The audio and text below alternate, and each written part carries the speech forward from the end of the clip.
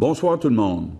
À l'heure où je vous parle, l'impasse persiste entre le gouvernement et les syndicats de médecins. On a déposé une 4e offre plus tôt ce matin. On espère sincèrement que les syndicats de médecins vont accepter de mettre de l'eau dans leur vin pour en arriver à une entente. Mais si les syndicats campent sur leur position, le gouvernement va déposer un projet de loi vendredi matin. Je veux être bien clair sur un point central. On ne fait pas ça contre les médecins.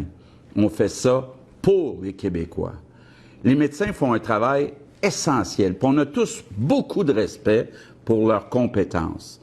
Mais les médecins ont la responsabilité collective de prendre en charge les Québécois, en particulier les plus vulnérables. Ils ont la responsabilité d'être disponibles le soir, les fins de semaine.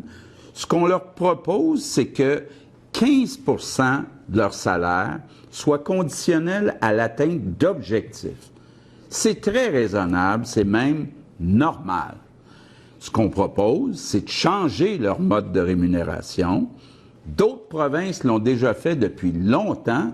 Pourquoi ça ne serait pas possible de le faire au Québec?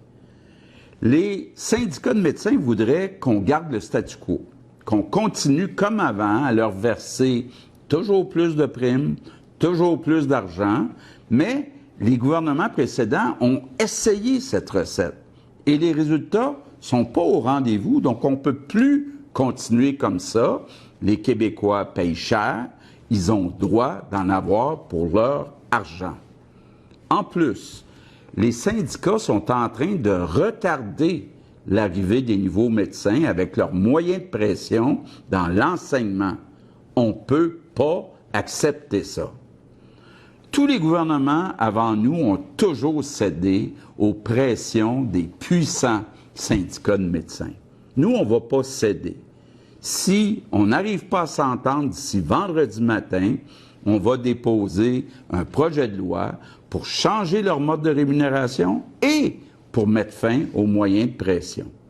Donc, au cours des prochains jours, vous allez entendre toutes sortes de choses de la part des syndicats de médecins. Il va falloir distinguer ce qui relève des faits et ce qui relève de leur stratégie syndicale. Ça va tous nous prendre du courage, mais on doit régler cette question qui traîne depuis bien trop longtemps pour enfin améliorer l'accès aux soins de santé au Québec. Merci, bonne soirée.